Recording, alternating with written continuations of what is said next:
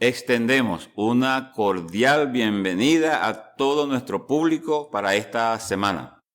Nos alegra mucho que esté con nosotros hoy también. Queremos confirmarle que hemos grabado esta reunión sin público y para protección se han respetado las distancias de seguridad entre los pocos participantes del programa. Para comenzar apropiadamente nuestra reunión, vamos a cantarle una alabanza a Jehová. La canción que usaremos será la número 140. La canción 140 se llama Vida sin fin al fin y está basada en las palabras del Evangelio de Juan, capítulo 3, versículo 16. Y luego haremos una oración.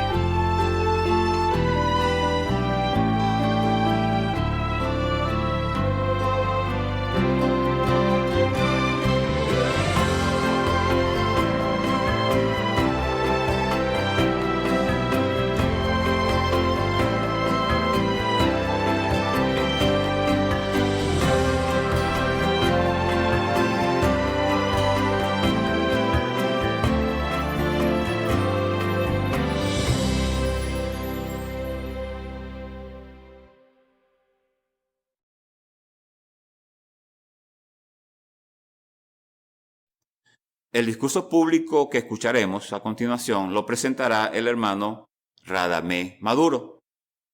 El tema que él va a desarrollar es ¿cómo puede usted conocer su futuro? Tiene toda nuestra atención, hermano Radamés. ¿Le gustaría saber su futuro? De seguro que sí. Y a muchas personas también le gustaría saber qué depara el mañana. Es por eso que a menudo vemos pruebas de ese interés.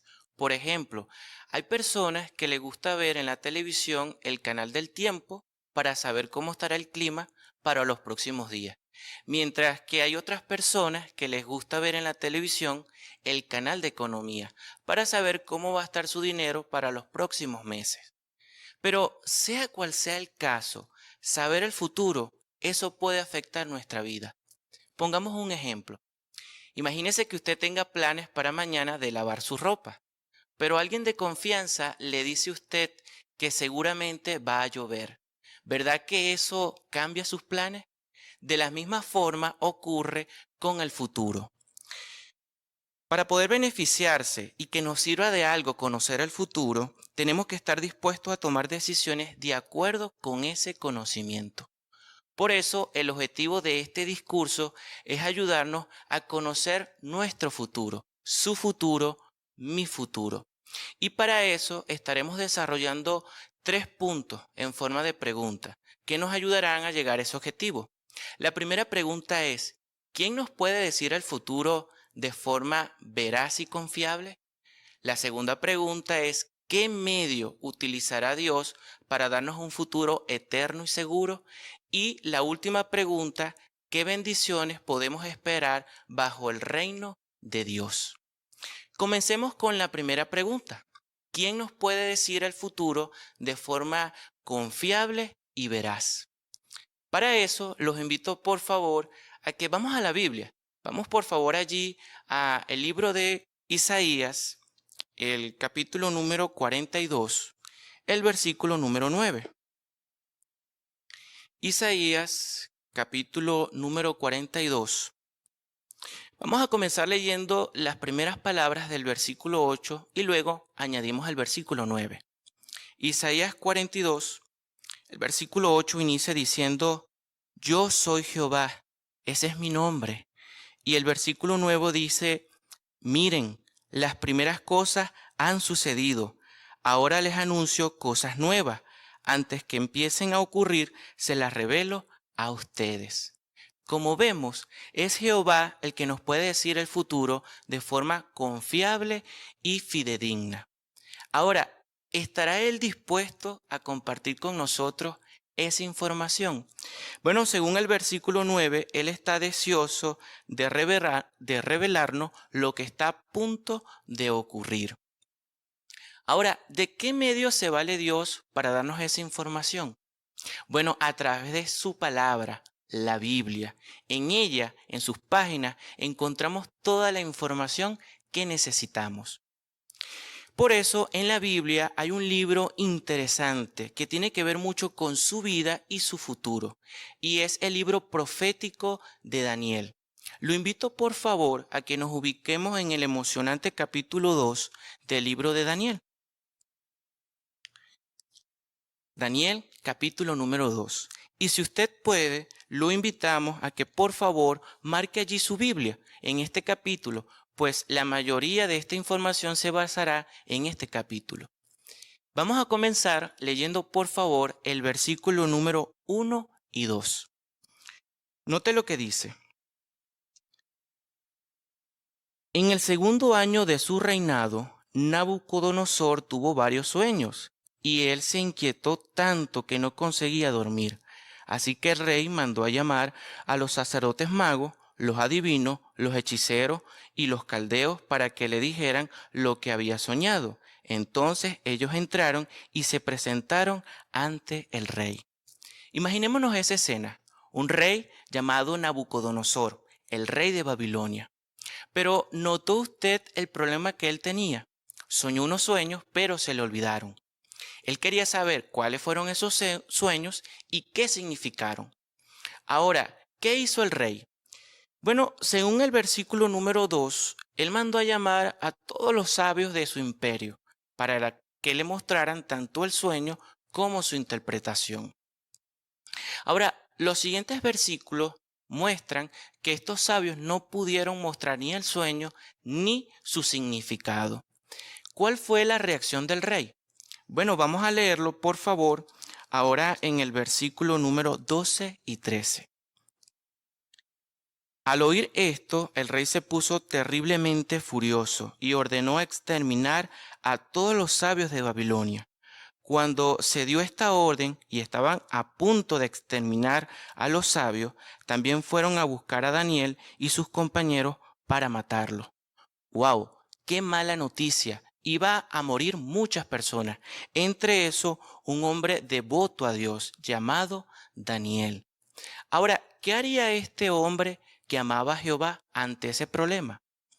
Bueno, los siguientes versículos nos enseñan que Daniel le oró profundamente a Dios y le pidió su ayuda. ¿Le respondería a Dios? Bueno, vamos a verlo en el versículo número 19. Daniel 2:19 dice, Entonces, durante la noche, se le reveló el secreto a Daniel en una visión, de modo que Daniel alabó al Dios del cielo. ¡Qué bueno! Jehová escuchó su oración.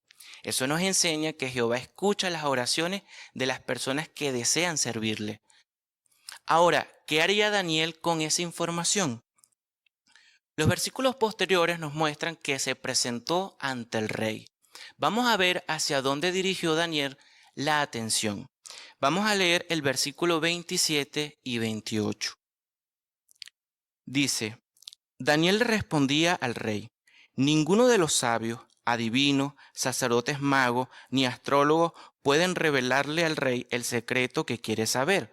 Pero hay un Dios en los cielos que revela los secretos, y él ha anunciado al rey Nabucodonosor lo que va a suceder en la parte final de los días.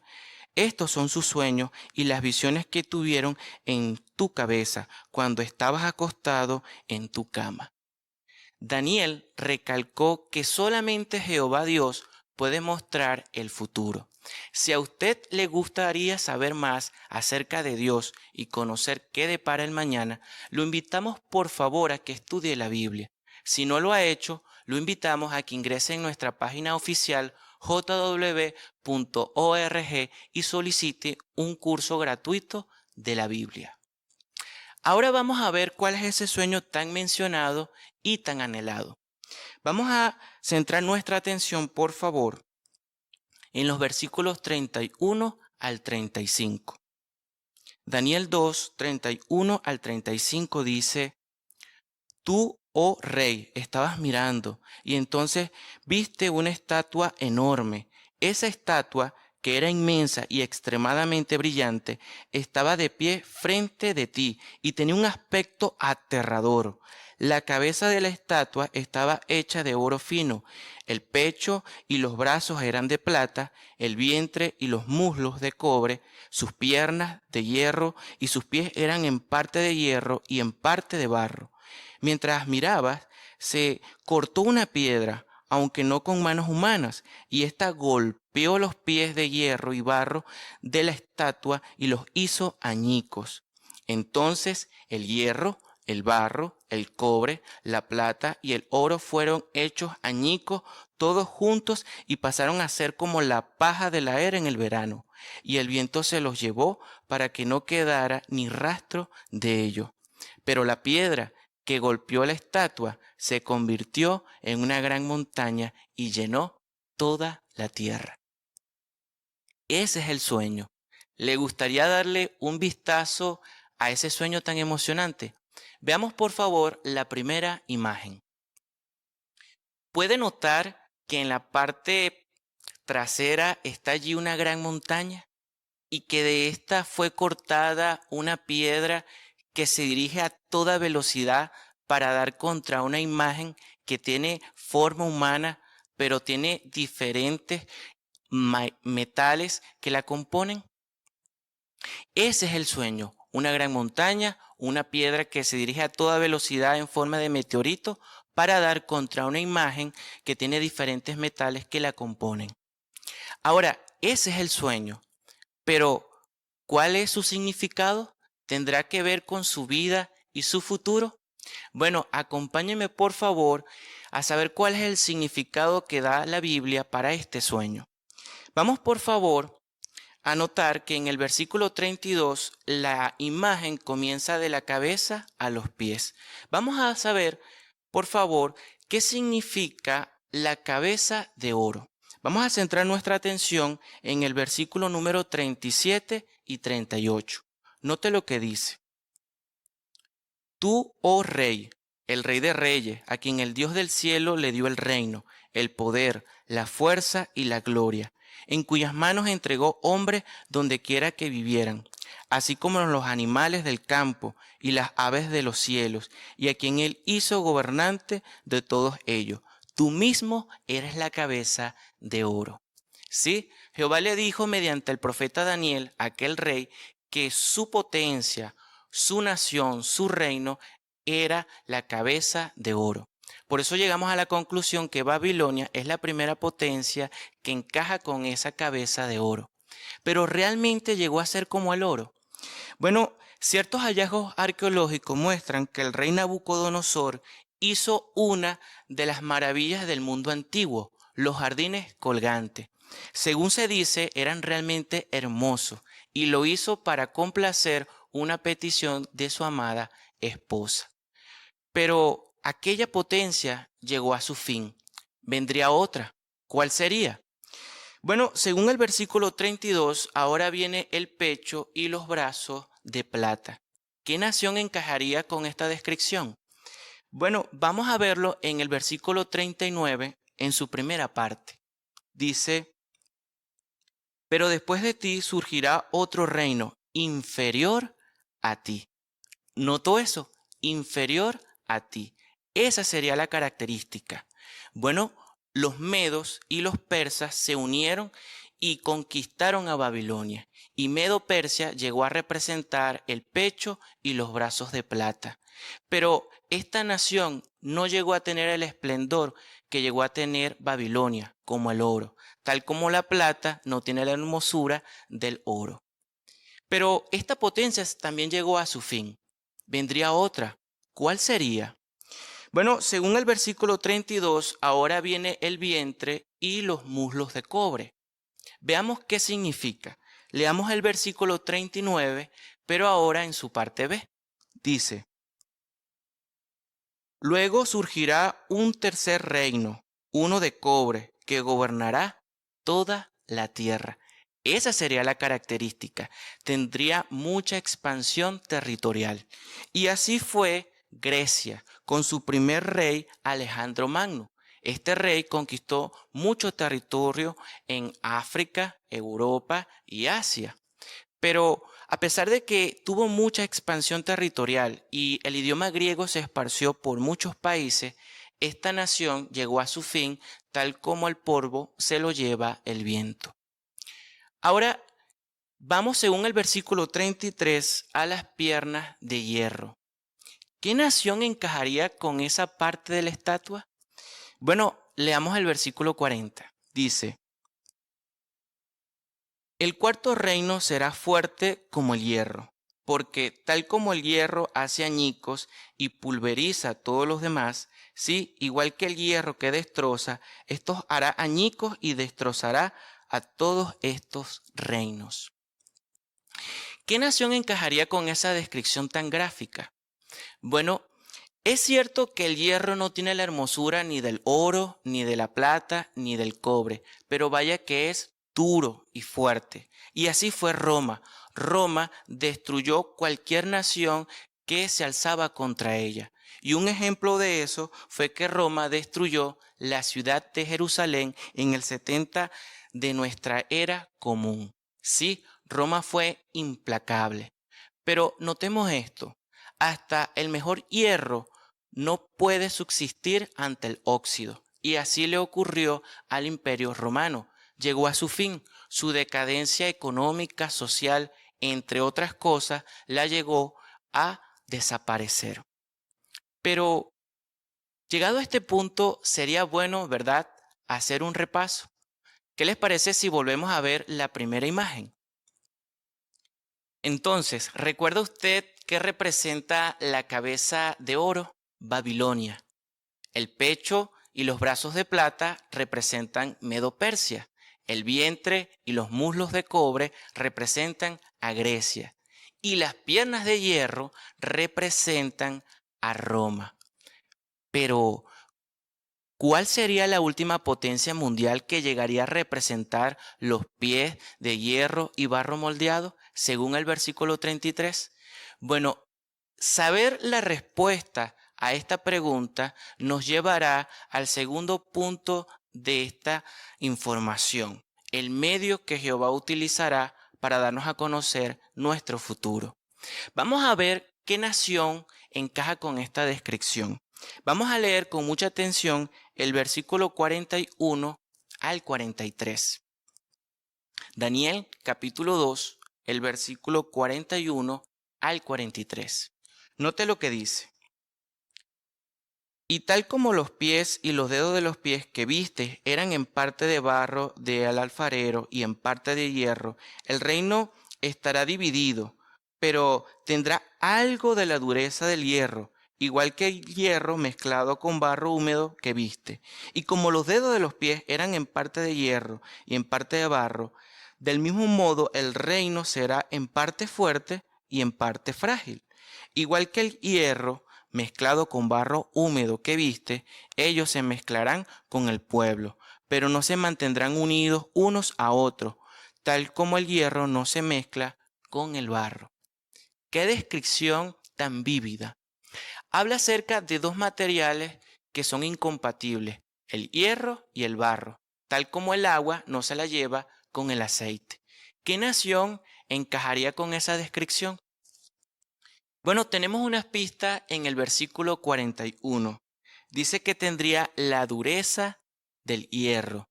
¿Y recuerda usted las piernas de hierro? ¿Qué potencia representaba esa parte de la estatua? Roma, ¿sí? Roma. Pero Roma llegó a su fin como mencionamos hace momentos. Su decadencia social, económica, lo llevó a eso. Pero Roma llegó a tener varias provincias y varias colonias. Y hubo una colonia que estuvo en Britania. Esa colonia con el paso del tiempo comenzó a cobrar más relevancia y se convirtió en una potencia mundial. Con el tiempo, esta potencia llegó a tener una colonia en el norte de América.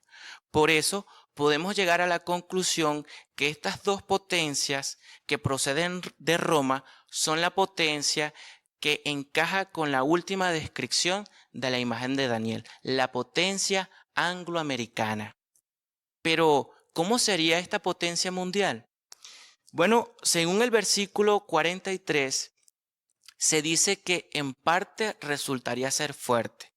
¿Ha sido cierto esto? Bueno, analicemos algunas pruebas.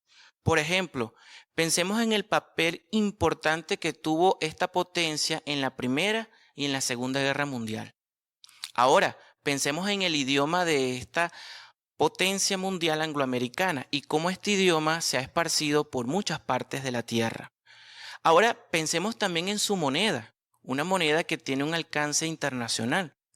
Y hasta en la ciencia ficción, en las películas, cuando la humanidad va a ser destruida, esta potencia salva a la humanidad.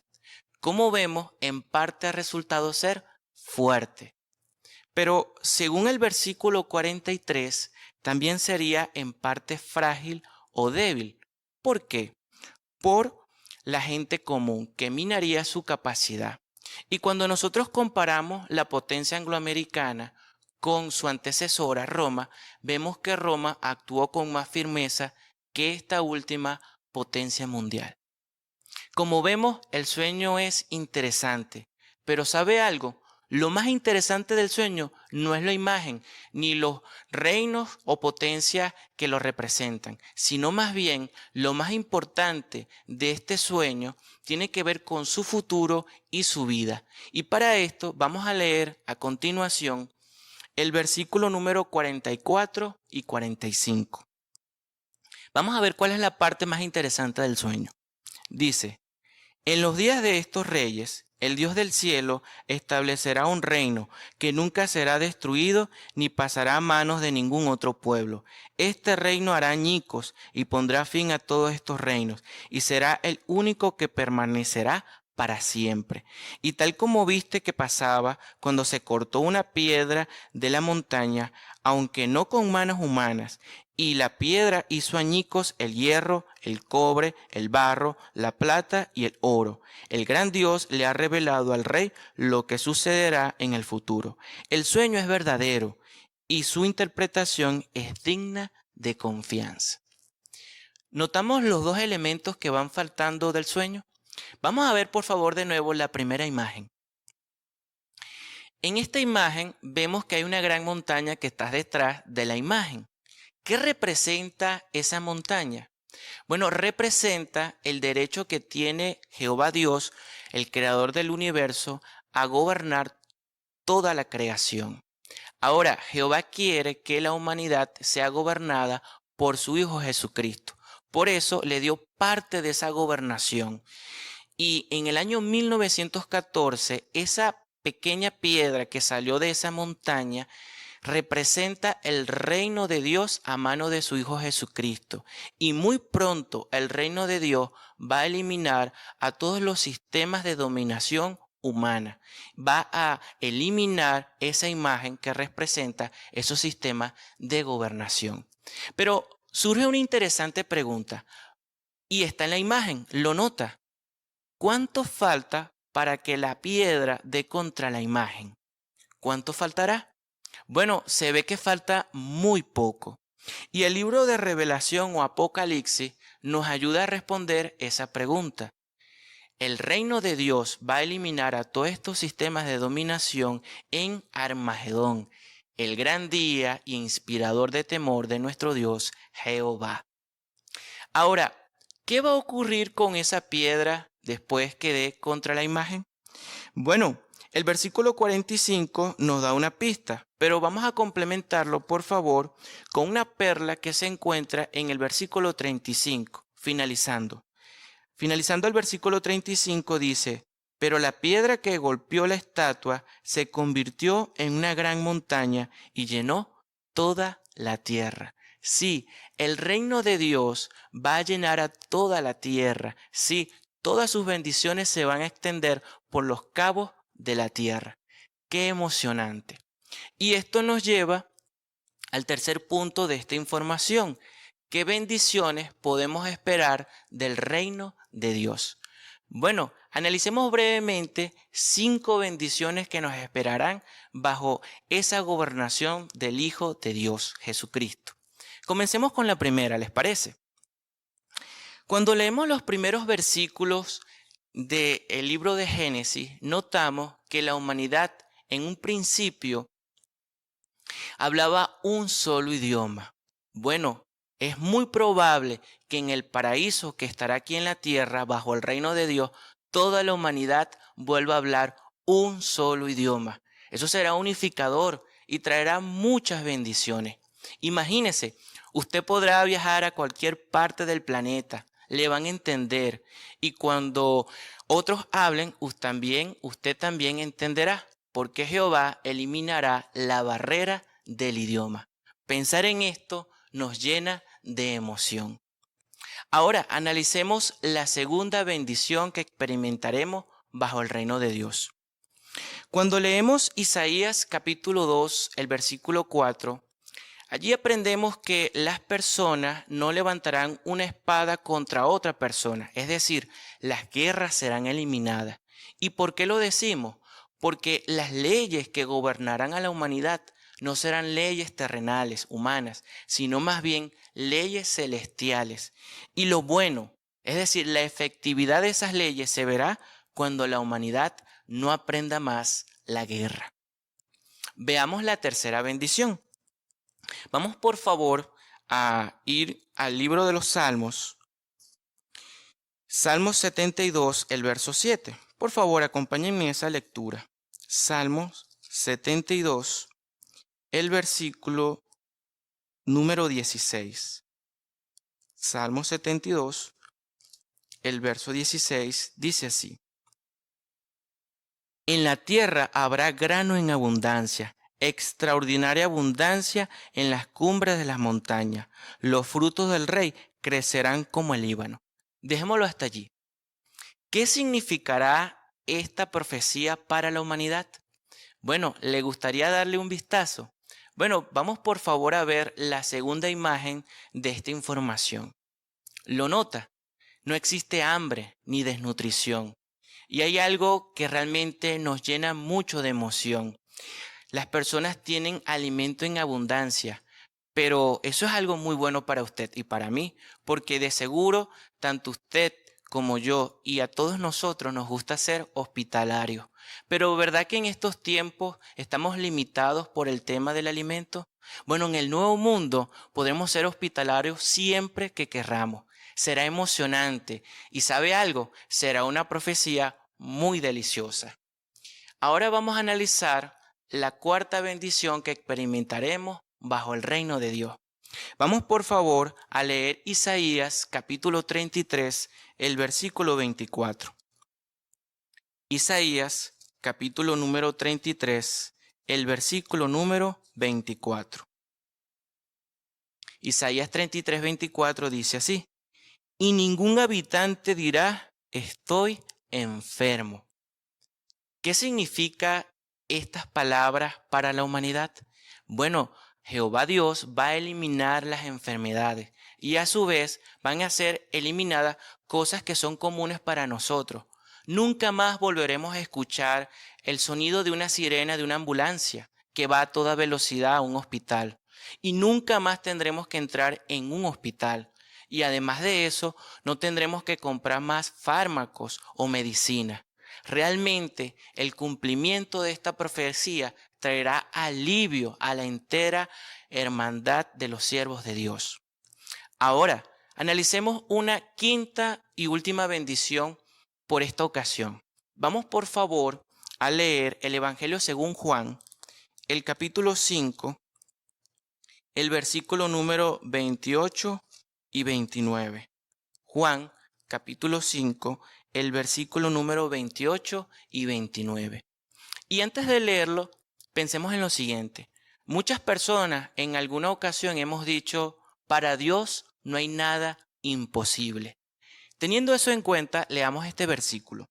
Jesucristo dijo, no se asombren de esto, porque viene la hora en que todos los que están en las tumbas oirán su voz y saldrán los que hayan hecho cosas buenas para una resurrección de vida y los que hayan hecho cosas malas para una resurrección de juicio.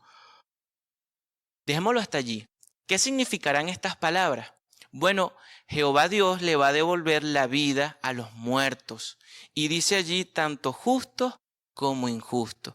Y eso nos llena de emoción porque de seguro todos nosotros hemos perdido amigos, hermanos, familiares en alguna ocasión en la muerte. Y los volveremos a ver. Como vemos, son muchas las bendiciones. Y sabe algo, ya conoce el futuro. Y ahora, ¿qué debemos hacer? Ahora es el momento de mostrar con nuestras acciones que creemos en el reino de Dios y lo apoyamos con palabras y acciones. Pero, ¿cuál será la mejor forma de apoyar el reino de Dios? Bueno, veamos la tercera imagen de esta información. ¿Puede notarlo? Sí, la mejor forma de apoyar el reino de Dios es al conocer y llevar las buenas noticias del reino de Dios a otras personas, como podamos hacerlo, como nuestras circunstancias nos los permitan. Pero ¿será cierto que las buenas noticias llevan esperanza a la humanidad? Bueno, en una ocasión un periódico reconocido publicó una caricatura. Vamos a tratar de describirle un poco esa caricatura. Allí se notaba que un joven quería saber el futuro, pero estaba muy preocupado porque no hallaba la respuesta. Bueno, un día unas personas le dijeron que había una gran montaña y que en esa cima de esa montaña vivía un hombre mayor y sabio y le pudiera ayudar. Bueno, aquel joven emprendió ese arduo viaje y por fin llegó. Cuando llegó a la cima de la montaña, le preguntó al sabio cuál sería su futuro. ¿Qué le dijo el sabio? Fácil, no existirá más guerra, ya no habrá más muerte, ni lágrimas ni dolor, habrá paz mundial y por fin seremos felices. El joven, consternado con la respuesta, le dijo, ¿y cómo sabe usted todo eso? Aquel hombre mayor se rió y le dijo, fácil, es que ya por aquí pasaron los testigos de Jehová. Notamos, la predicación lleva buenas noticias. Por eso, que esa sea nuestra resolución. Si apoyamos con palabras y acciones el reino de Dios, podremos tener un futuro eterno y todo esto será gracias a nuestro Dios Jehová. Muchas gracias, hermano Radamés. Gracias a usted y a Jehová que nos permiten escuchar discursos como este regularmente. Nos gustó mucho la información. Apreciamos mucho sus animadoras palabras. Y desde ya queremos invitarlos para la próxima semana a escuchar otro discurso como este, con el tema Demos gloria a Dios con todo lo que tenemos. A continuación, tendremos el estudio de la Atalaya. Queridos hermanos, es un placer darles la bienvenida al estudio de la Atalaya de esta semana. Tenemos un artículo de estudio muy animador, de esos que nos llenan de ganas para seguir predicando el mensaje del reino. Y ya estamos todos listos para disfrutar de este programa espiritual. Vamos a alabar a Jehová y a pedirle su bendición. Cantemos la canción 68 que nos recuerda una parábola de Jesús. Se titula Sembremos semillas del reino y luego haremos una oración.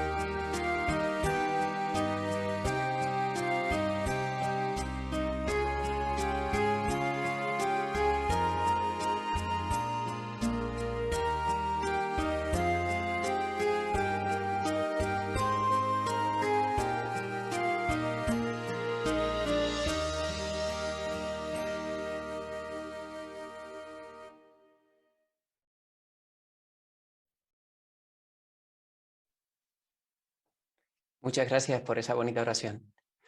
El artículo de esta semana está en la revista de octubre, es el 43. Se titula No se rinda. Y el texto temático son las palabras de Pablo que encontramos en Gálatas 6:9. No dejemos de hacer lo que está bien. La verdad es que tanto el título del artículo como el versículo temático tienen mucha fuerza, nos animan a seguir adelante. Y eso nos viene muy bien porque, como indica el avance de este artículo, a veces podemos sentirnos decepcionados o incluso tristes si no conseguimos que alguien llegue al bautismo, que nuestros estudiantes progresen en la verdad. Hasta podríamos pensar que somos un fracaso como publicadores del reino, y eso a la larga podría robarnos la fuerza, la ilusión. Pero ¿cómo ve Jehová este asunto? Desde su punto de vista, ¿qué es un publicador de éxito? ¿Y cuáles deberían ser nuestras expectativas al predicar o al hacer discípulos? Pues vamos a hablar de esto con la ayuda de personajes bíblicos como Jesús, Pablo, Noé, también de hermanos del siglo XX que no se rindieron y que sí tuvieron éxito. No perdamos detalle de este artículo que tiene reflexiones muy animadoras para nuestros tiempos. Queridos comentaristas, gracias de antemano por sus comentarios, los vamos a escuchar con muchísima atención. Y también a nuestro querido lector, el hermano Héctor Mata. Pues hermano Mata, por favor, si puedes leer para nosotros el párrafo 1. Qué felices y orgullosos nos sentimos de ser testigos de Jehová. Llevamos el nombre de Dios y demostramos que somos sus testigos cuando les predicamos a las personas y les enseñamos de Él. Nos alegra poder ayudar a alguien que tiene la actitud correcta para obtener vida eterna a hacerse siervo de Jehová. Nos sentimos como Jesús, que sintió una inmensa felicidad por medio del Espíritu Santo cuando sus discípulos volvieron de una campaña de predicación y le contaron las buenas experiencias que habían tenido. Muchas gracias, hermano Mata. La pregunta es, ¿por qué nos sentimos felices y orgullosos los testigos de Jehová? Hermano Sánchez. Pues básicamente por dos cosas, porque llevamos el nombre de Jehová, por un lado, algo que es un auténtico privilegio para todo ser vivo aquí en la tierra, y luego porque podemos ayudar a otras personas a que puedan conocerlo también y ser sus amigos. Muy bien, muchísimas gracias. Hermano Capiscol. Sí, eso es lo que se cita también en Hechos 13:48, ¿no? Cuando dice que el poder ayudar a alguien que tiene la actitud correcta, a hacerse siervo de Jehová y puede obtener vida eterna, pues nos causa gran alegría. Exacto, muy bien, muchas gracias. Hermano Gil. Y así fue como se sintió Jesucristo, ¿no? Él envió a sus discípulos a que fueran a predicar y cuando volvieron pues le contaron las buenas experiencias que habían tenido estos. Y en Lucas 10:21 se muestra cómo Jesús se sintió contento, feliz por el buen trabajo que habían hecho sus discípulos. Así que es una actitud digna de imitar. Muy bien, muchísimas gracias, hermano Gil. Estupendo, gracias por sus buenos comentarios. Seguimos con el párrafo 2, hermano Mata. Para nosotros, la predicación es algo muy importante. El apóstol Pablo le dio este consejo a Timoteo: presta constante atención a tu conducta y a tu enseñanza. Y añadió: así te salvarás a ti mismo y también a los que te escuchan. Estas palabras nos muestran que hay vidas en juego. Le prestamos constante atención a nuestra conducta porque somos ciudadanos del reino de Dios. Siempre queremos comportarnos de una manera que honre a Jehová y que demuestre que creemos en las buenas noticias que anunciamos. Y le prestamos atención a nuestra enseñanza preparándonos bien para la predicación y pidiéndole a Jehová que nos ayude cuando vamos a hablar de él a otros. Muchas gracias. La pregunta del párrafo 2 dice: ¿cómo demostramos que la predicación es algo muy importante para nosotros?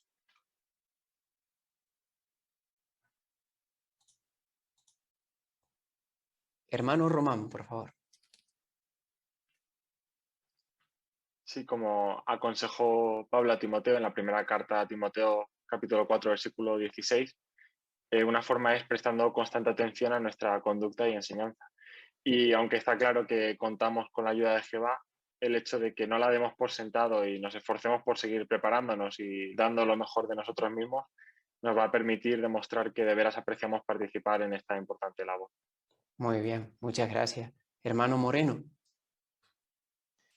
También cuando dedicamos tiempo a prepararnos todos los días y siempre antes de predicar a alguien, pues predicar, ¿no? O sea, orar a Jehová para que así Él nos ayude para hablar a esa persona. Exacto, muchas gracias.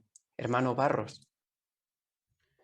Y como realmente nos importa, queremos prestar constante atención a nuestra conducta y demostrar que nos importa y queremos comportarnos de una manera que honra a Jehová y demuestre que creemos en estas buenas nuevas que predicamos. Exacto, muy bien.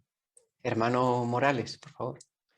Puesto que la predicación tiene mucho sentido para nosotros y lo vemos como una gran responsabilidad, no dejamos la situación al azar, sino que nos preparamos bien para que de alguna manera eso cale en el corazón de otras personas y no vamos solos, sino que le pedimos ayuda a Jehová para que nos ayude a lograr el objetivo principal. Muy bien, muchas gracias. Pues continuamos. Vamos a ver lo que nos cuenta el párrafo 3, por favor. Sin embargo, incluso cuando nos esforzamos al máximo en el ministerio, puede que las personas de nuestro territorio muestren poco o ningún interés en el mensaje del reino. Pensemos en el hermano Georg Lindan, que predicó solo por toda Islandia desde 1929 hasta 1947. Dejó miles y miles de publicaciones en manos de las personas, pero nadie se hizo testigo. Escribió: algunas se han puesto en contra de la verdad, pero la mayoría se han quedado totalmente indiferentes. Después llegaron misioneros de Galat para ayudar con la predicación, pero la gente tampoco respondía. Por fin, 9 años después, algunas personas del país le dedicaron su vida a Jehová y se bautizaron. La pregunta para el párrafo 3 dice: ¿cuál podría ser la reacción de las personas al mensaje del reino? ¿Y qué ejemplo lo demuestra? Hermano Coroama, por favor.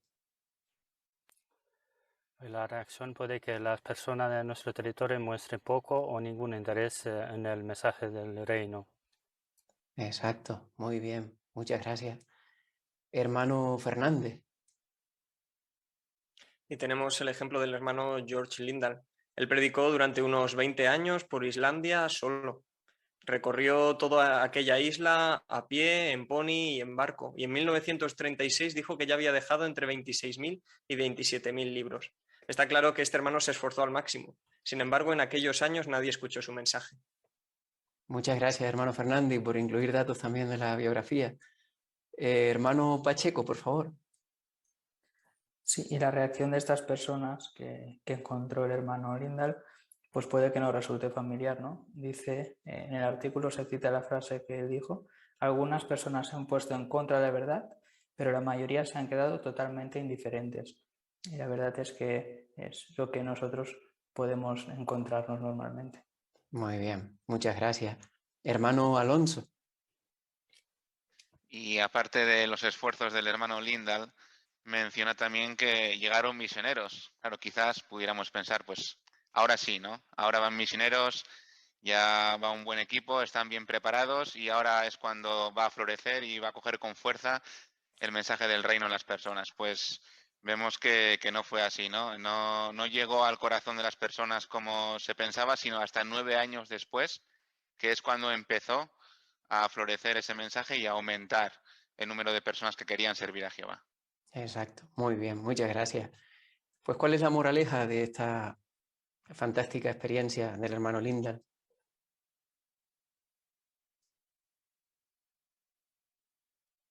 Hermano Bárcena, por favor. Pues que muchas veces nuestro esfuerzo no se relaciona directamente con un buen resultado, ¿no? A veces hay que tener mucha paciencia, esperar por muchos años, o a veces simplemente es que no aparece nunca a pesar de nuestros esfuerzos. Muy bien, muchas gracias, hermano Bárcena. Pues continuamos con el párrafo 4, por favor. Cuando las personas rechazan nuestro mensaje, nos sentimos desilusionados. Puede que nos pase como a Pablo, que dijo que tenía una gran tristeza y un dolor constante, porque los judíos en general se negaron a aceptar que Jesús era el Mesías prometido. Y si le damos clases de la Biblia a alguien, pero no progresa a pesar de nuestros esfuerzos y nuestras oraciones, y al final tenemos que suspender el curso, ¿o qué hay si nunca hemos llevado a nadie al bautismo? ¿Deberíamos sentirnos culpables y quizás pensar que Jehová no está bendiciendo nuestra labor? En este artículo daremos respuesta a 2 preguntas. ¿Cómo sabemos si nuestro ministerio es un éxito? ¿Y qué expectativas realistas deberíamos tener? Muchas gracias. La pregunta dice, ¿cómo puede que nos sintamos cuando las personas rechazan nuestro mensaje? Hermano González. Bueno, como amamos a Jehová y amamos a las personas a las que predicamos, pues cuando rechazan el mensaje de Jehová nos podemos sentir desilusionados y es algo normal. De hecho, el apóstol Pablo mismo se sintió así. Él cuando escribió a los romanos se lo dijo, que como los judíos en general se habían negado a aceptar que Jesús era el Mesías, él se sentía triste, con un dolor en el corazón. Exacto, muchas gracias, hermano González. Hermano Miguel. Sí, en otras ocasiones quizás no rechazan como tal el mensaje, pero empezamos a lo mejor a dar clases de la Biblia con alguien y la persona no progresa, tenemos que suspender el curso o quizás en toda nuestra vida como predicadores no conseguimos que nadie llegue al bautismo. Puede que nos sintamos culpables, que pensemos que Dios nos está bendiciendo, pero si alguna vez tenemos estos sentimientos, seguro que este artículo nos ayuda. Seguro que sí. Muchísimas gracias, Miguel. ¿Qué preguntas vamos a responder en el artículo?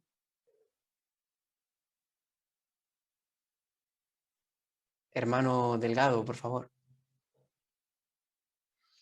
Pues daremos respuesta a la pregunta ¿cómo sabemos si nuestro ministerio es un éxito? Y también qué expectativas realistas deberíamos de tener. Perfecto, muchas gracias. Pues empezamos con el primer subtítulo. ¿Cómo sabemos si nuestro ministerio es un éxito? Pues párrafo 5, por favor, hermano Mata. Cuando la Biblia habla de la persona que hace la voluntad de Dios, dice, todo lo que él haga tendrá éxito. Pero eso no significa que todo lo que hacemos para Jehová saldrá como queremos. Nuestra imperfección y la de los demás hacen que la vida esté llena de problemas. Además, puede que nuestros enemigos logren interrumpir por un tiempo que prediquemos con libertad. Entonces, ¿cómo mide Jehová el éxito de nuestro ministerio? Veamos algunos principios de la Biblia que nos ayudarán a responder a esta pregunta. Muy bien. ¿Por qué lo que hacemos para Jehová no siempre da los resultados que habíamos esperado? Hermano Hernáez. Porque aunque lo hagamos con buena intención, esto tiene muchas variantes y depende de muchas cosas. En Job, allí en su capítulo 14, el versículo 1, él reconoce que el ser humano tiene muchas limitaciones y entre ellas está nuestra imperfección y los giros o problemas que puede tener la vida en este sistema. Muy bien, muchas gracias. Hermano Coroama, por favor. Y según 1 de Corintios 16:9, hay muchos enemigos, entonces los enemigos logran interrumpir por un tiempo que prediquemos con libertad.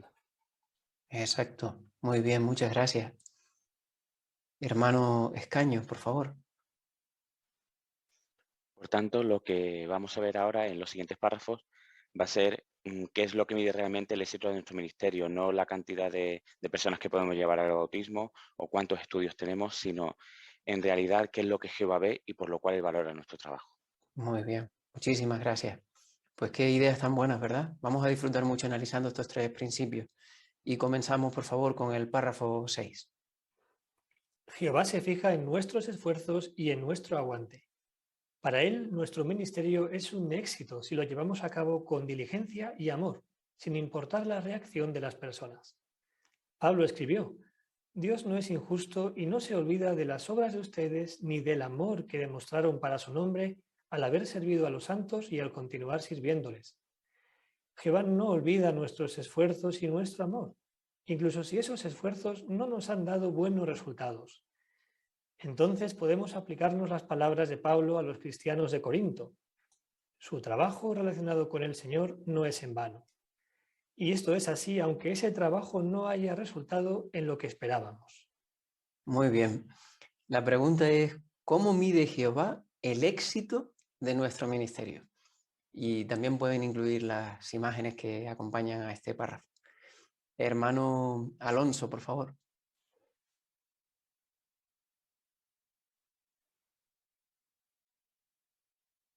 No te escuchamos. Disculpa, hermano Alonso. Perdón. Pues la respuesta la encontramos en Hebreos 6:10, cuando Pablo, por inspiración, menciona que Jehová no es injusto para olvidar las obras y el amor que hemos demostrado para su nombre. Entonces, como hemos visto cómo mide, pues depende el esfuerzo que hagamos en esta obra y en el amor que pongamos en ello. Ese es el éxito que tendremos. Muy bien, muchas gracias, hermano Alonso. Hermano Devia. Las empresas comerciales fijan cuotas a sus vendedores que tienen que cumplir y si no lo hacen, sus esfuerzos no sirven de nada a la hora de la paga o de recibir un bono. Pero Jehová hace lo contrario, recompensa nuestros esfuerzos sinceros aunque no obtengamos los resultados que deseábamos. Y eso es muy animador porque indica que el éxito está al alcance de todos independientemente del territorio donde prediquemos. Qué bien, tenemos el mejor jefe. Hermano Moratilla. Y como mencionaba el hermano Devia, desde el punto de vista humano, al final eso es injusto, ¿no? Pero como vemos tanto en el texto de Hebreos como en 1 de Corintios, Jehová no es injusto, Jehová es justo con nosotros. Y no menciona en ningún momento que se fije en el resultado, que al final está fuera de nuestro control, sino que lo que se centra es en lo que sí podemos realizar, que depende de nosotros. Muy bien, muchas gracias. Hermano Barros. Y 1 Corintios 15:58 nos dice que nuestro trabajo relacionado con el Señor no es en vano. Y a veces pudiera ser que este trabajo fuera el de mantenernos firmes e inamovibles, como también dice este texto. Nos recuerda al ancla del barco, ¿no? Que cuando está en una tormenta hace que el barco se mantenga firme. Pues Jehová ve y valora nuestros esfuerzos cuando nos mantenemos firmes y seguimos trabajando a pesar de las dificultades. Muy bien, muchísimas gracias. Hermano Gil. Y es lo que podemos ver en la imagen, ¿no? Se ve 3 formas distintas de predicar, de casa en casa, por medio de carta o teléfono, y puede ser que en ninguna tengamos éxito, entre comillas, ¿no? Que no tengamos buenos resultados, pero eso no importa, ¿no? Lo que importa realmente es lo que piensa Jehová, y Jehová piensa que si nos esforzamos bien, si trabajamos duro, aunque no tengamos buenos resultados, eso Jehová lo valora y por eso debemos de estar contentos igual que está él. Muy bien, muchísimas gracias, hermano Gil. ¿Cómo nos animan estas imágenes a no rendirnos en esta época en particular? Hermano Sánchez. Pues como vemos, el seguir preparándonos, el seguir poniendo empeño, ¿no? Quizás cuando nos toca escribir una carta, pues puede ser que nos hayamos equivocado en alguna palabra y la tengamos que empezar de nuevo.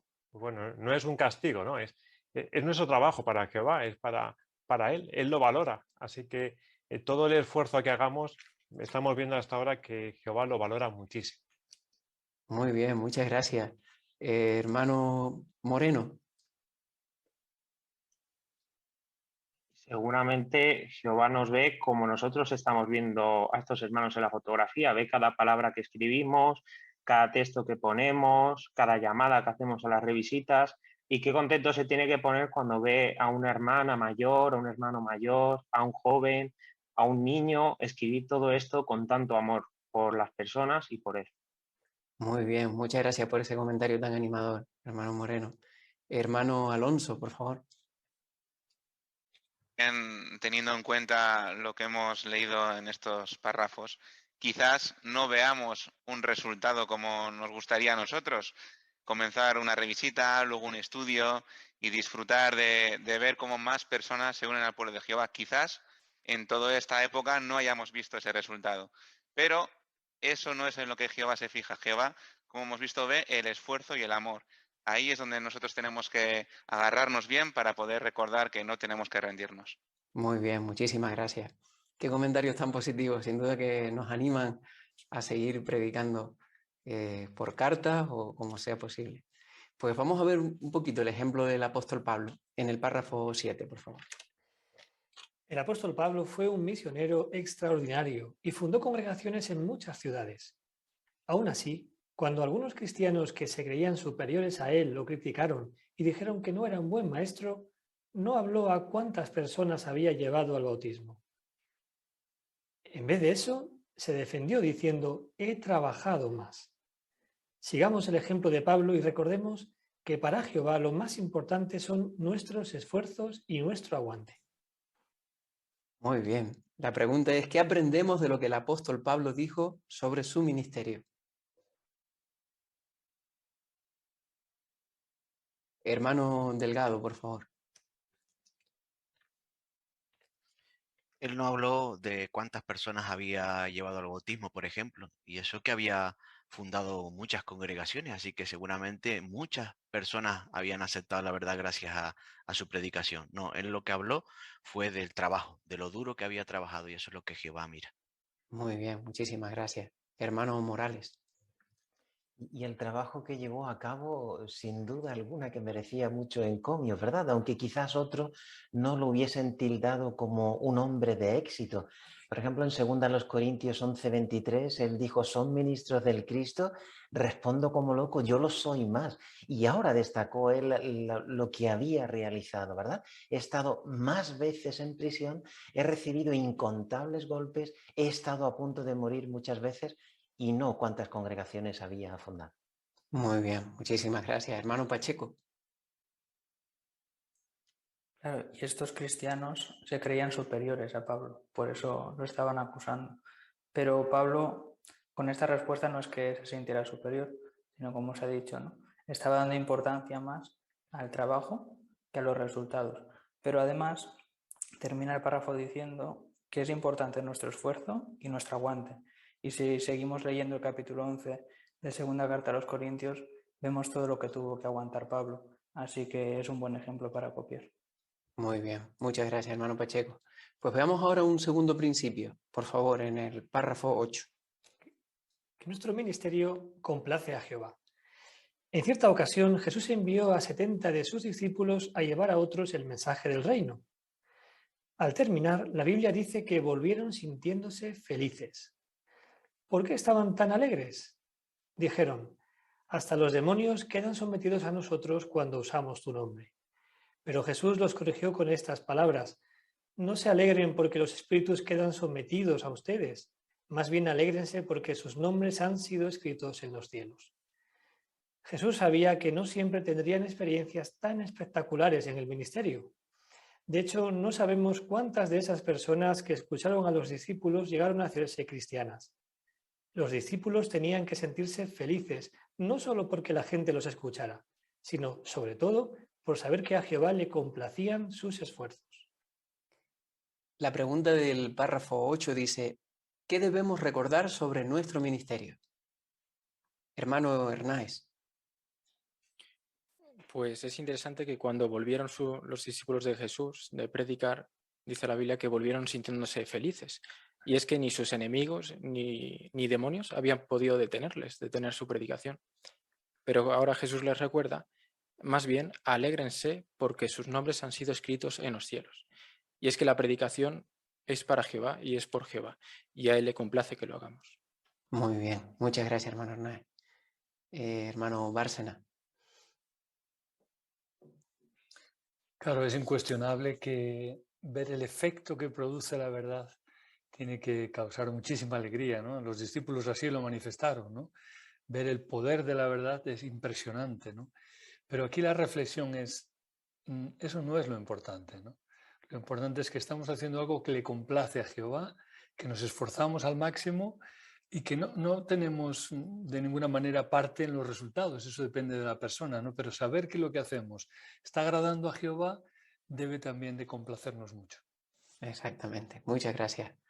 Hermano Román. Sí, siguiendo la línea del comentario de Bárcena, si solo nos centráramos en los resultados, nuestro gozo podría acabar siendo temporal. Quizás si tenemos revisitas o tenemos estudios, pues evidentemente eso nos hace felices, pero en el momento en el que las circunstancias cambien, pues podríamos llegar a perder el gozo e incluso a perder de vista el punto de que lo que realmente nos va a dar la felicidad es saber que es nuestro esfuerzo lo que agrada a Jehová. Muy bien, muchas gracias, hermano Román. Hermano González. Y Jesús mismo, siendo el mejor maestro de toda la historia, no tuvo el mismo éxito en todos los sitios. En unos sitios tuvo más éxito y en otros menos, ¿verdad? Así que por eso él podía aconsejar bien a sus discípulos que el centro de su gozo en la predicación no podría ser los resultados. Tenía que ser en su esfuerzo y en ver que complacía a Jehová lo que estaban haciendo. Exacto, muy bien. Pues pasamos al párrafo 9 para descubrir otro principio animador. Si no dejamos de predicar, obtendremos vida eterna.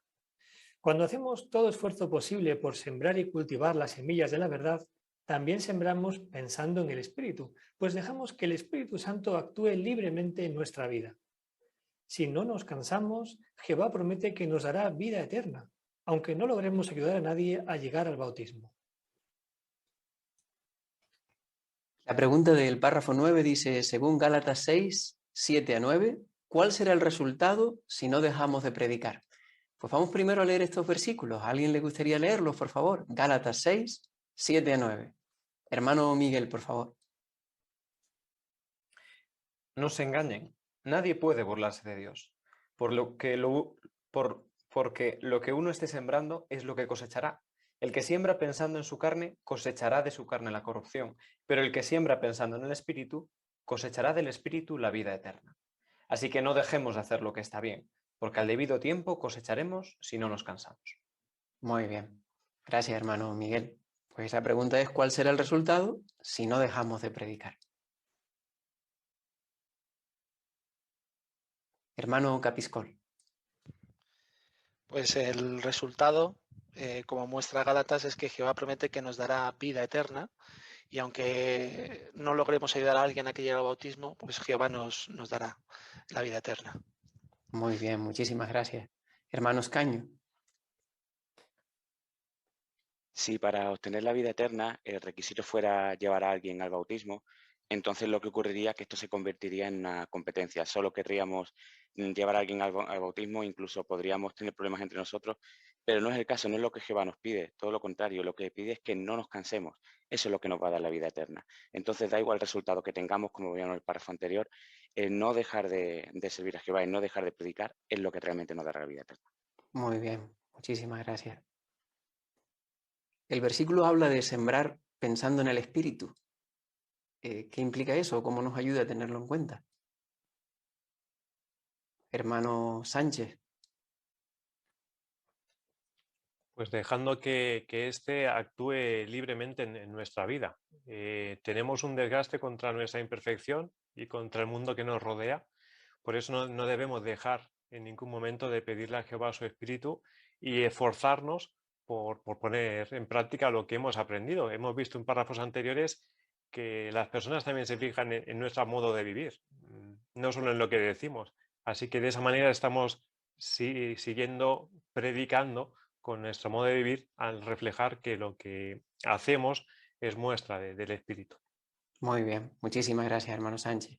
¿A alguien le gustaría mencionar brevemente estos 3 principios, estas 3 ideas tan positivas que nos ayudan a medir nuestro éxito como ministros de las buenas noticias?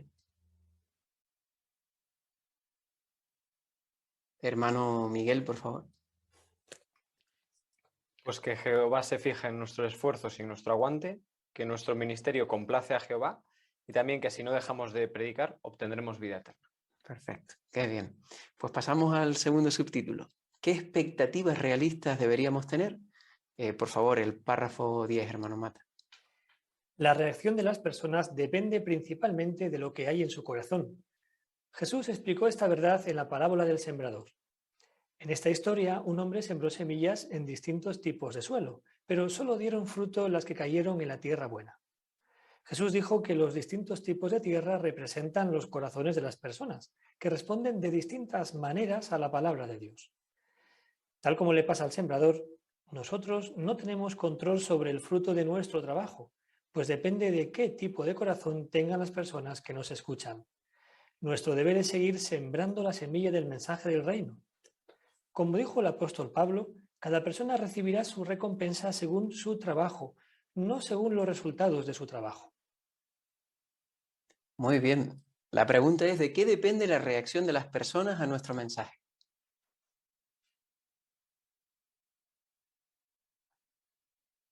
Hermano Coroama, por favor. Depende principalmente de lo que haya en su corazón. Muy bien, estupendo. Hermano Gil, por favor.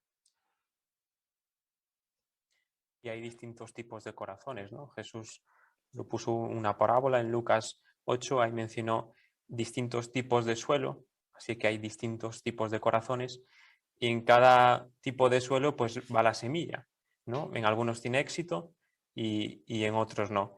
Pues nosotros no tenemos el control, ¿no? de dónde ponemos la semilla del reino, así que no podemos controlar o elegir el corazón del receptor del mensaje. Por lo tanto, no tenemos manipulación sobre este asunto. Muy bien, muchas gracias, hermano Gil. Hermano Bárcena, por favor. Esta es una idea muy interesante, ¿verdad? Porque si se nos dejara elegir el terreno, pues a lo mejor tendríamos alguna opción, pero no podemos ver corazones. Así que nosotros hacemos nuestro trabajo esperando, ¿no?, que alguna de estas semillas caiga donde debe de caer, ¿no? Por lo tanto, lo que se valora, pues es eso, ¿no?, nuestro trabajo y no los resultados. Exacto, muy bien, muchas gracias, hermano Bárcena. En la parábola que encontramos en Lucas 8, concretamente en los versículos 11 al 15, ¿qué tipos de terreno o qué tipos de corazones encontramos ahí en estos versículos?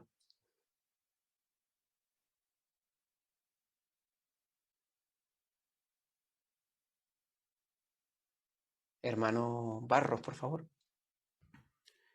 Uno de ellos se menciona que la semilla caía sobre roca, que eran personas que cuando oyen la palabra la reciben, pero no hacen raíces profundas y por tanto pues no crece.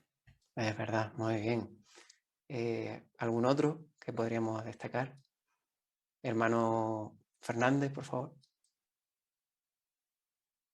También se menciona las que caen entre los espinos y el corazón de estas personas se deja llevar por las preocupaciones de la vida, el deseo de obtener riquezas y estas cosas ahogan la verdad y tampoco puede crecer. Exacto, muy bien. Hermano Moratilla.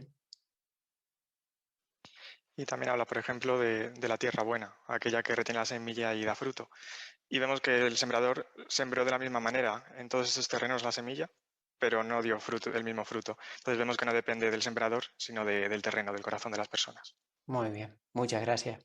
Pues vamos a hablar ahora de dos personajes bíblicos. Empezamos con Noé en el párrafo 11, por favor. A lo largo de la historia, muchos siervos de Jehová les han predicado a personas que no han escuchado su mensaje. Por ejemplo, Noé fue predicador de justicia probablemente durante varias décadas. Sin duda, él esperaba que las personas lo escucharan, pero Jehová no le dio a entender que eso sucedería. Al contrario, cuando le dio las instrucciones para que hiciera el arca, le mandó: tienes que entrar en el arca con tus hijos, tu esposa y tus nueras. Y cuando le dijo el tamaño que tendría el arca, Noé pudo haberse percatado de que muy pocos lo escucharían. Y así fue. Ni una sola persona de aquel mundo violento hizo caso a su mensaje.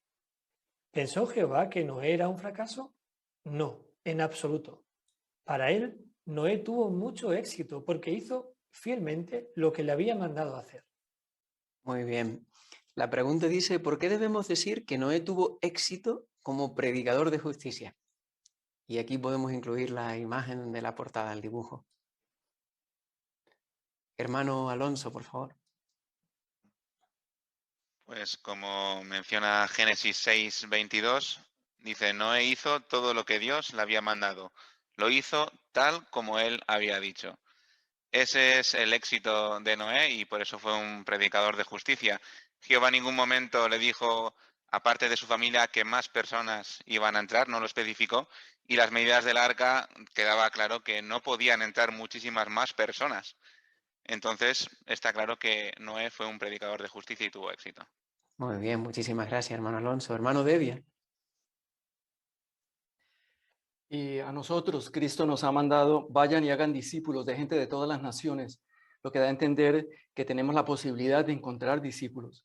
Pero como se acaba de mencionar, a Noé se le dijo, entra en el arca con tus hijos, tu esposa y tus nueras.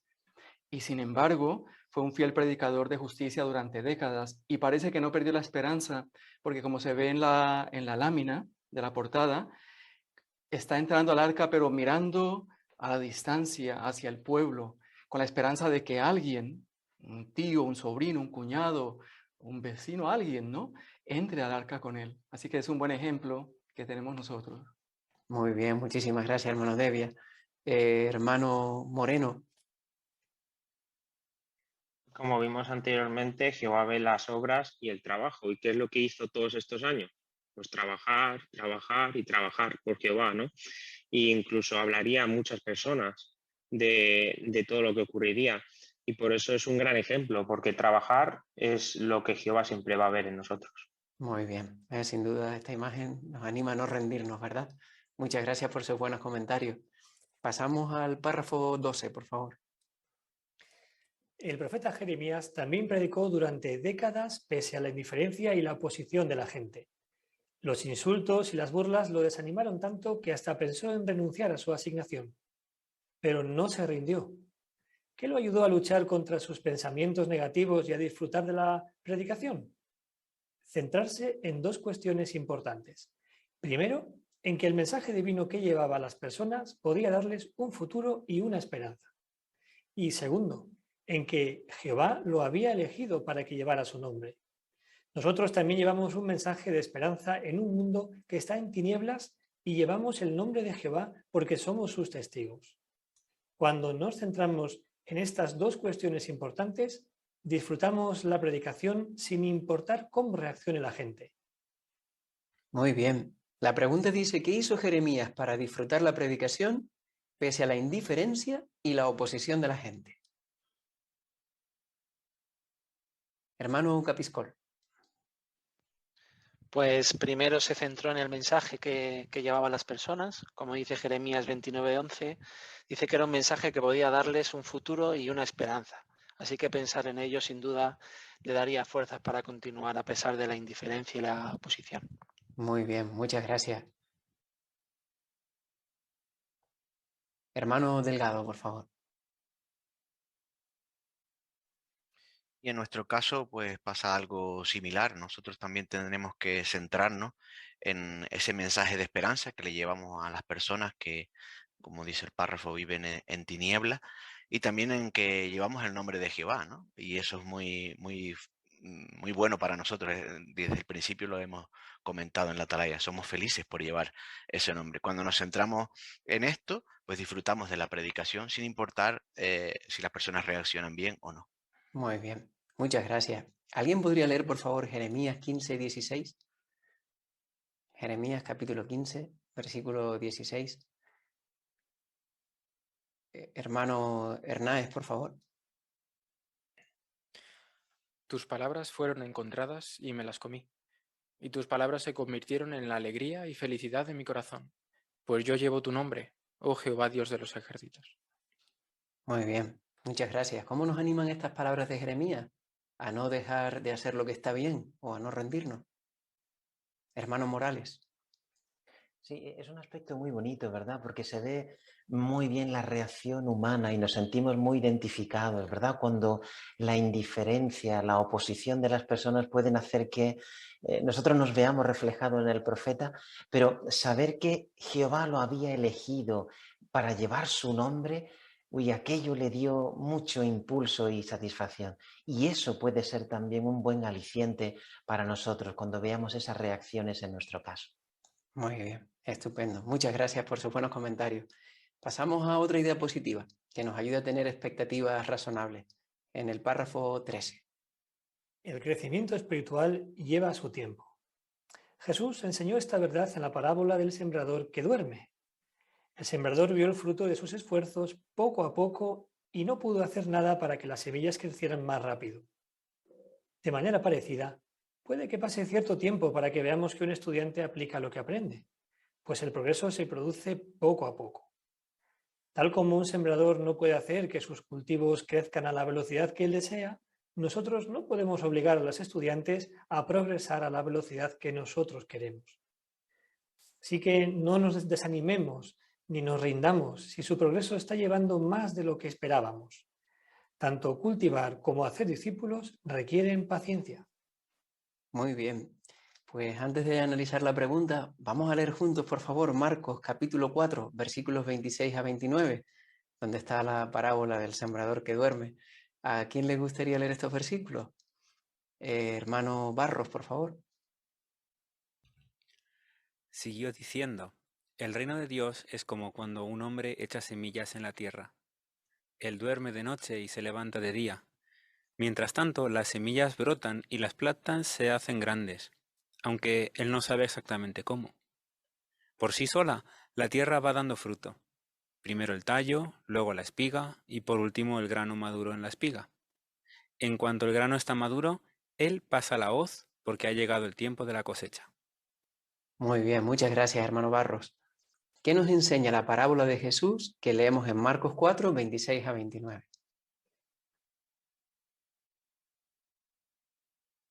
Hermano Devia, por favor.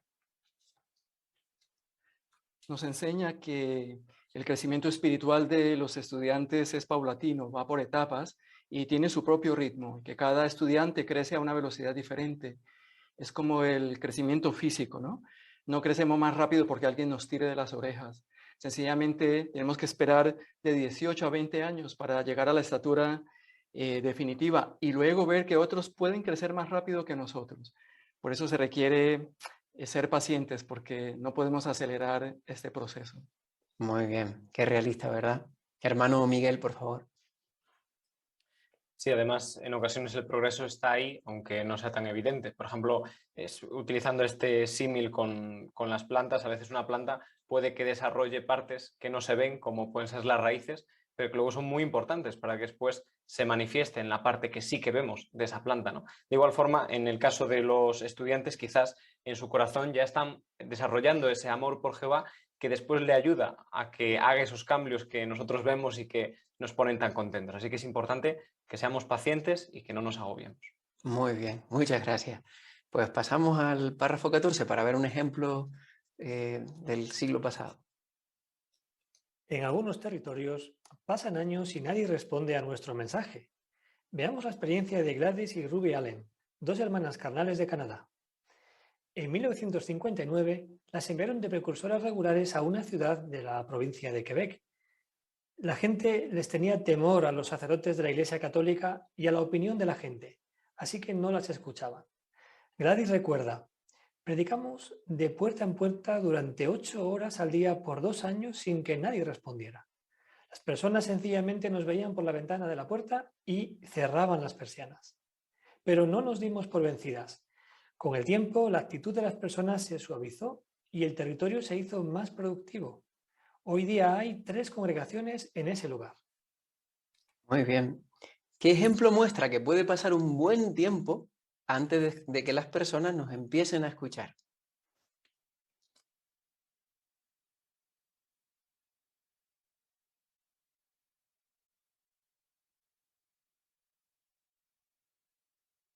Hermano Sánchez, por favor. Tenemos el ejemplo de Gladys y Ruby Allen, pues que ellas 2 años, durante 8 horas cada día llamando a las puertas y no había manera, nadie respondía. Les veían, estaban ahí, pero cerraban hasta las persianas, ¿no? Pero ahí las hermanas fueron constantes y no se rindieron. Y al final pues dio resultado. Con el tiempo, pues a día de hoy, como dice aquí, hay 3 congregaciones sirviendo a Jehová allí en aquel lugar. Muy bien, muchísimas gracias, hermano Sánchez. Hermano Alonso. Está mucho cómo se titula la biografía de estas hermanas. Dice, no cambiaría nada. Todo lo que vivieron, la indiferencia, pero ese celo que tenían, como dice aquí, el crecimiento espiritual lleva su tiempo, eran conscientes de ello y por tanto no se rindieron y no perdieron el gozo. Esa es la lección que a nivel personal pues puedo aprender, ¿no? Que pese a que en el ministerio quizás no se vea el resultado que se quiere y el tiempo que se quiere, si no cambiamos nada, es decir, si no nos rendimos, al final tendremos éxito, que es lo que Jehová mide. Muy bien, muchísimas gracias, hermano Alonso. Gracias por sus comentarios. Pasamos a esta tercera idea que nos ayuda a tener expectativas realistas. En el párrafo 15, por favor. Hacer discípulos es un trabajo en equipo. Se ha dicho que se necesita una congregación para ayudar a alguien a llegar al bautismo. Por ejemplo, puede que un publicador le deje un tratado o una revista a una persona que mostró interés. Entonces, el hermano se da cuenta de que su horario no le permite volver a visitarla. Así que le pide ayuda a otro publicador. Este publicador inicia un curso bíblico e invita a distintos hermanos y hermanas a que lo acompañen, y cada uno anima de alguna manera al estudiante. Cada publicador que el estudiante conoce ayuda a regar la semilla de la verdad. De esta manera, como dijo Jesús, el sembrador y el cosechador pueden alegrarse juntos al participar en la cosecha espiritual. Muy bien. La pregunta para el párrafo 15 está basada en un texto bíblico, así que vamos a leerlo juntos. Primero a los Corintios, capítulo 3, versículos 6 y 7. ¿A quién le gustaría leerlos? Hermano Moratilla, por favor. Yo planté, Apolo regó, pero Dios siguió haciéndolo crecer. Así que ni el que planta ni el que riega son algo, sino Dios que lo hace crecer. Muy bien. Pues, ¿qué nos enseña primero a los Corintios 3, 6 y 7 sobre la obra de hacer discípulos? Hermano Román. Pues como dice la primera línea, es un trabajo de equipo y no debemos infravalorar nuestro lugar en ese equipo, porque quizá no nos toca dirigir estudios, pero quizá podemos ponernos la meta de conocer a los estudios de la congregación, interesarnos por ellos, hacernos sus amigos, animarles. Quizá en ese equipo no nos toca plantar la semilla, pero si contribuimos a que crezca, habremos ayudado también a que alguien más se acerque a Jehová y demostraremos que estamos orgullosos de participar en este trabajo. Exacto, muy bien, muchas gracias. Hermano Escaño. Imaginemos, por ejemplo, que tenemos un estudiante de la Biblia que progresa muy bien, pero ahora por circunstancias nosotros tenemos que mudarnos, un cambio de asignación, un cambio de trabajo. El estudiante le atenderá a otro hermano. ¿Qué pasará después? ¿Progresará? ¿No progresará? En nuestras manos no queda en manos de Jehová. Él sabrá cómo hacerlo crecer, él sabrá qué es lo que necesita. Por tanto, cuando nos ocurre esta situación, siempre tengamos en cuenta de que al fin y al cabo la obra es de Jehová. Exacto, muchas gracias, hermano Escaño. Hermano Fernández. Y muchas veces cuando hablamos con nuestros hermanos nos explican que la persona que les dio el curso bíblico no fue el primer testigo de Jehová que conocieron. Quizás hubo un compañero de trabajo o una vecina muy amable que era hermana y estas actitudes ya plantaron la semilla en su corazón, que con el paso del tiempo siguió creciendo. Muy bien, muchísimas gracias. Hermano Delgado, por favor. Me gustó mucho esto que dice el párrafo de que cuando diferentes hermanos y hermanas acompañan a alguien a un estudio, ¿no? Estos pueden animar mucho al estudiante. Me recordó el ejemplo del vídeo de Rita y Coral, cuando aquella hermana que la acompañó al estudio, le tocó el corazón de alguna manera, ¿verdad? Eso nos demuestra que cada uno de nosotros pone un granito de arena. Muy bien, muchas gracias. Sin duda somos un gran equipo, ¿verdad? Pues pasamos, por favor, al párrafo 16. ¿Y si usted ya no puede predicar y enseñar tanto como antes porque le fallan las fuerzas o la salud? Aún así, puede sentirse feliz por lo que sí puede hacer en la cosecha. Veamos lo que pasó cuando el rey David y sus hombres derrotaron a una banda de saqueadores amalequitas y recuperaron a sus familias y todo lo que les habían robado. 200 hombres estaban demasiado cansados para ir a pelear, así que se quedaron vigilando las pertenencias. Después de la batalla, David dijo que el botín se repartiría entre todos por igual. Hoy día pasa algo parecido con nuestra obra mundial de hacer discípulos. Todos los que le damos a Jehová lo mejor que tenemos, incluido usted, podemos alegrarnos por igual cada vez que se rescata a una persona y se le ayuda a entrar en el camino que lleva a la vida. Muy bien. La pregunta, aunque a usted le fallen las fuerzas o la salud, ¿por qué puede sentirse feliz con lo que hace en el ministerio?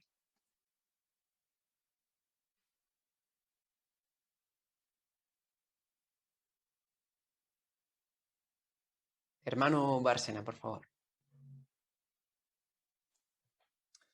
Pues porque lo que Jehová nos pide es que le demos lo mejor, nuestra parte, ¿no? Y este ejemplo de David que viene aquí es muy, muy, muy hermoso, ¿no? Porque muestra un principio, ¿no? que Jehová tiene en cuenta, ¿no? Que uno tiene que hacer su parte, todo lo que pueda en esa parte, y seguro que va a recibir la bendición de Jehová. Exacto. Muchas gracias, hermano Bárcena. Hermano Pacheco. Sí, y en el relato de 1 Samuel 30, 21 a 25 que tenemos aquí, David recuerda que lo que han conseguido se lo ha dado Jehová y que nadie debía quedarse más que el otro, ¿no? Había que repartirlo, tanto los 400 que habían ido a la guerra como los 200 que se habían quedado descansando. Y esto nos recuerda lo que mencionábamos en el párrafo anterior, somos un equipo. Y cuando nos alegramos, ¿no? Cuando alguien en la congregación comienza a estudiar y progresa, aunque ni llevemos el estudio ni lo conozcamos personalmente, pero todos nos alegramos mucho. Es verdad, muy bien. Y gracias por destacar esa idea del versículo 23. Fantástico. Pues pasamos al último párrafo, que es muy reconfortante, el 17. Le damos gracias a Jehová porque valora con amor el servicio que le damos. Él sabe que no podemos controlar el resultado de nuestros esfuerzos, pero se fija en nuestro duro trabajo y en el amor que le ponemos y nos recompensa por ello. También nos enseña a ser felices con lo que podemos hacer en la gran cosecha.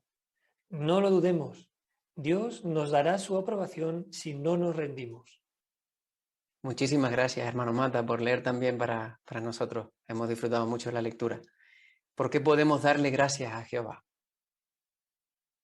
Hermano González.